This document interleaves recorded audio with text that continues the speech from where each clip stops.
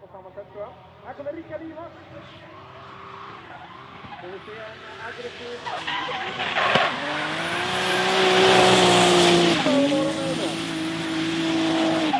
Inte upp för det.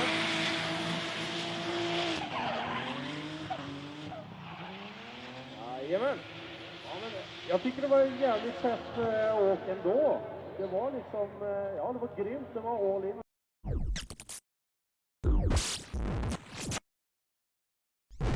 Pelle is playing catch-up all the way around here in the 180 bend. Well, I've been super impressed by Pelle. He's the guy who's from a rally background. He's got 30 stage wins here in Sweden, and he's there he is going a bit off track, bringing a bit of rally into a predominantly tarmac-based sport. Yeah, I've been really impressed with him. He said he's one of the oldest guys out there, but with age comes experience. Oh yeah. But, you know, he's up against the number one. This is the man who qualified in 17th place, going up against our current number one in the rankings from qualification, so it was always going to be a difficult battle for him. Definitely, and RICKARD is one of our, I said our, but the Sweden's most aggressive driver. You can claim it. Can I? You can have it. You can have this one. He's just so aggressive. He just knows where to put his car, and he's one of those, you know, the brain of yours, the reptile brain. Like, he just drives off instinct. There's nothing thinking about it. It's just driving. Does an amazing job. Is it true he's blindfolded here? When he's a lead car, apparently he's just using the force and the reptilian within. Yeah, that's probably it. No, but amazing driver, and the thing with him has been he's been inconsistent because he's so aggressive, and now he dialed it back like 9%, and that's it, and that's the perfect amount, I think. That's all it took. Just the ECU got reprogrammed 10% less. I think so. It's just, man. And we switch places now. Pelle Eriksson out in front, and as we've said, this track is super hard. Marcel Uli said it is the hardest track I have ever drifted in, and he's a German champion. Yeah. That kind of says a lot. So yeah, I mean, this is the battle of the Europeans. We brought the Drift GP drivers here to battle against Scandinavians' best, and even the local guys are saying it's so technical, it's so difficult. Qualification is difficult enough. Then when you get to these head-to-head battles, it gets even harder because the guy out in front, who should be having an open field, should just be doing his qualification line easily. Suddenly, he's put under pressure because he doesn't know where he's going, and then where does that leave the chase driver? So far, the story has been who's been making least mistakes. That's the person who's progressing through, and that's the story that we've been telling so far here in Sweden at the fourth round of Drift GP. So we are the other way round now. It is Pelle, the rally driver's turn to lead out. RICKARD, our number one place qualifier, is now in chase position. He's not right on the door, but he's definitely a lot closer than Pelle was when he was in the lead position. Absolutely. RICKARD is looking for an advantage here. Maybe knows that he has an advantage, trying to stay back just a little bit. I don't think so, because RICKARD is just all aggressive, trying to go balls out every single run. Finishes very strong here. Yeah, great finish. I mean, all the pressure is on the start. Here, we're going to see a replay of it. All the pressure's here. It's a really long run-in to a really difficult corner. You've got the first clipping point just there. Then you've got to keep to the outside of the track to maintain speed. Slingshot yourself. Here's clipping point 2. Then you need the speed to hit this one. Clipping point 3. Then you've got to maintain all your speed here, clipping point 4, and then all the speed here. And if you don't get these clipping points right, then it's just lost for the rest of the track. Yes, and you have to play catch up in this part of the track, which is actually a straightaway. And here is where RICKARD tries to catch up even more and more, tries to take a little bit of a tighter line, and just around the last corner tightens it up and finishes a bit stronger than he started it. I think overall, RICKARD IVARS gets the win unanimously. That's fantastic. Woo! I'm rooting for the local guys. I think overall, RICKARD just so somewhat easy job to follow you, and if you cannot provide that wide, nice line for the chase car, you're going to be marked down for that. And that's exactly what happened. Oh man, in drifting everything is just crazy all the time. These cars, RICKARD IVARS and Enver Haskasap, Oh man. Okay, so we have narrowed down our top 16 to our top 8. This is the Great 8. Look at the proximity. This is where we're going to get some really serious drifting here. Enver Haskasab from Northern Cyprus on the door of Rickard Ivars. Rickard was the number 1 qualifier. It is his turn to lead out. It's a perfect lead qualifying run. Enver Haskasab in chase position, doing everything he can to try and keep up with the number 1 qualifier. Oh goodness, is this really happening? Rickard Ivars just pouring it on. Rickard Ivar really just painting lines, and look at this final clip. He's going to hit that perfectly and sideways. Enver Haskasab had him from the very beginning.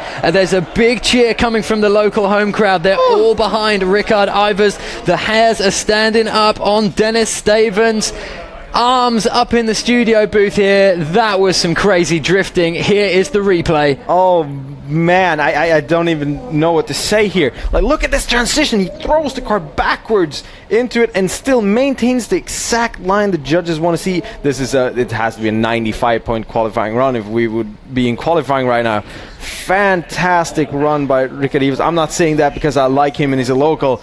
It's just the best run I've seen. So a pretty much perfect run from Rickard Ivars. Let's talk about Enver Haskasab there. I mean, he was doing pretty good there, trying to close up, and from the beginning he was close, then drifted off a little bit. I mean, the transition or the entry here, I almost see the front lights of Enver's car like flopping. It was so close. So it's Enver Haskasab's turn, the man from Northern Cyprus, representative of Near East University, and it's Rickard's turn to make the dive. And is he going to make it stick? Is he going to make it stick better than Enver did? And it looks like he is. Rickard getting up on his door. This is the kind of proximity we want. They are about a car's width apart from each other. We want to see it closer than that. Enver Haskasab leading him out. Oh, riding on that outside line is Enver all the way through. Okay, tell me, is Enver's line here better than Rickard's was when he was the chase driver? Oh man, I can't separate. I think that Rickard was a little bit stronger there. What a run from these two. I mean, that is absolutely incredible. Everyone in the grandstands here on their feet cheering. That was insane.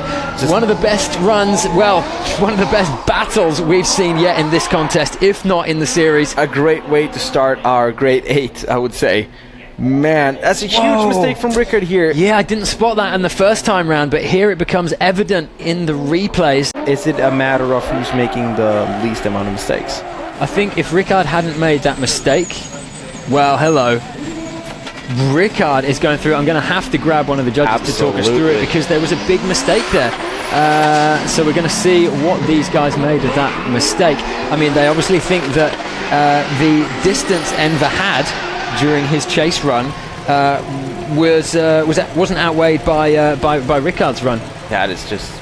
I think we've got time to go over and speak to our judges. Walton, just quickly, talk us through your decision there, please. Yeah, on that second run, there's a bit of an issue with the lead driver. We weren't happy. Envers, when he was leading, had quite a handbrake coming past clip 1, and you see the wheel lock up several times. We felt that Rickard made the mistake due to Envers. You see on the replay the handbrake several times, and as I said, we felt that the mistake from Rickard was based on Enver slowing down too much in the lead position, so we essentially ignored that correction there that you see on the screen. So based on the rest of the run and on the previous run, Rickard obviously had the ideal and absolutely perfect lead run, so overall we felt that Rickard goes through. There we go, fair decision. The judges there picking up things that we neglected to. Enver forcing Rickard's mistake by keeping his e-brake on in that corner. Okay, we are down to our final 4 drivers. What a day it has been here. Round 4 of Drift GP here in Sweden. Man, from the very start, Dennis Stavon has been with me in the studio, the oracle of all things Scandinavian drift. Man, you've seen a lot of drifting go down in Scandinavia. Yes. How are you feeling about it thus far? This has to be... I'm getting goosebumps just talking about it. I just got it. It's just an amazing time. We're in the final 4 right now with Rickard Ivars, the number 1 qualifier, versus the Latvian champion Jānis Eglīte. And Jānis is just on Rickard all the way through. Fantastic job by Janis, but a huge flick from Rickard. Is it going to throw off Janis? I don't think so. Janis is so consistent, going way outside, just where the judges want to see them. So Rickard leading this one out. He was the man who qualified in first place. One wheel just going over the line. Check this out. Oh! I thought there would be contact on that wall, but he's had early contact with some of our fencing there. Okay, so that means that Rickard's had to sort of back off a bit. Beg your pardon, Janis has had to back off just a little bit there, which is why there was less proximity coming through those final corners. And that's one of the things that I've talked about before. I'm going to talk about where we come up to that part of the track, but it's just that outside of the wall. Look at this, Rickard on the line where you're supposed to be, maybe misses that clip a little bit, but here's where Janis dives in and keeps it close. He keeps it close all the way. No one's ever done that on this track during this day. It's just an amazing chase drive by Janis by keeping that proximity all the way through. And look how wide Rickard goes here. Yeah, Rickard, the number one qualifier, he knew what he had to do to lead out perfectly, and it's pretty much flawless. I mean, that is... And here he narrowly avoids that first block of the wall because there are so many marbles, so much marble and dirt on the outside leading up to that wall. So you feel the car kind of settle when you're on power, but at that moment you just lose all grip and you slide out towards that wall, and you don't want to T-bone that wall. So he let off. So Janis losing proximity there on the final two corners of the course, but we're going to say due to a mistake from Rickard, almost crashing into the wall early. So the tables have turned, and it is Janis Eglit's turn to lead this one out. Really early initiation and huge amounts of angle. Rickard's got nothing left to do. He's seen Janis pulling away, and he's actually had to cut that corner. The guy who has set the best score in qualification has to cut the corners just to maintain speed. Oh, wow. Rickard doing a very nice job to catch up from that huge separation at the start there. But Janis, so consistent, just being on top of things here, almost crashing over the jump there in the transition. Huge hiccup. Oh goodness. Rickard Ivars doing a great job, but Janis is just Goliath. Yeah, I mean, Janis doing a great lead out here. What did Rickard? I mean, this is the point where it was made or broken. Yes. From the offset, he was behind. It's a drag race into that first corner, and if you're not close, you're going to find it so hard to reel it in, and he's trying his hardest. I said he's not taking that qualifying line. He's not pushing it out to the outer limits of the track where the judges want to see them. He's actually cutting the corners, and he's having to do that. He's sacrificing the perfect line, cutting the corners to try and get some proximity back, whereas when it was role reversed, Rickard led that perfect line. And I think Janis was able to also follow that perfect line with a bit more proximity. Yeah, yes, and I think that's going to cost Rickard a lot of points there in that battle. But we'll see where we go from that. It must be close, because we are going to go to our third look, which is our side-by-side replays. And much of the separation is, of course, at the beginning, but Janis has no separation until the end. So it's I don't know, tomato, separation beginning, separation end on various runs. I'm not sure. I mean, riding that outside line on the left here, but letting off is a huge deal from the judges. You should not be letting off the gas. You should always be ideally full throttle everywhere, but can we get a replay with the second run in reverse? I'm just joking, but that would probably look exactly identical in terms of proximity. Okay, well, the flag's down, but we've got 2 in favor of Janis. That's 3 in favor of Janis. Janis goes through into our final. Will he meet Jens Jutila? Will he meet Juha? The best drivers, the best judges, and I mean, this level of event and track has been fantastic. So what are you looking forward to the next time you'll be on track? We all know who did it. We all know that it wasn't going to compete much this year. He blew his engine early this year, built a new one on his spare time. He's local, it's his home track. His name, third place goes to RICKARD IVARS!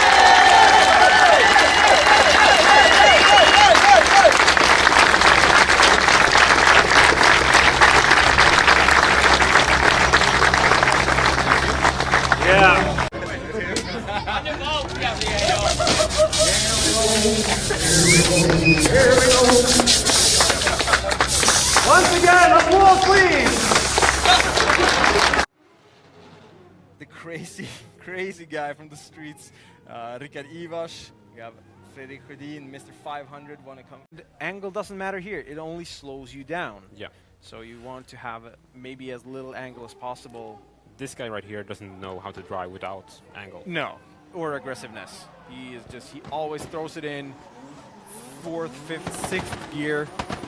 And I hope that he can put it together. Close one. RICKARD IVARS, one of the absolute craziest, most talented, natural talented drivers in Sweden, I would say, definitely. I think that was Jon Olsson, the cap of Jon Olsson there, getting a bit scared. RICKARD IVARS is really looking good. Looking fast. Let's see if he can get out to the last checkpoint here, and I think he does. Oh yeah, I think he hit did. the wall. That was a close one. That was a very close one.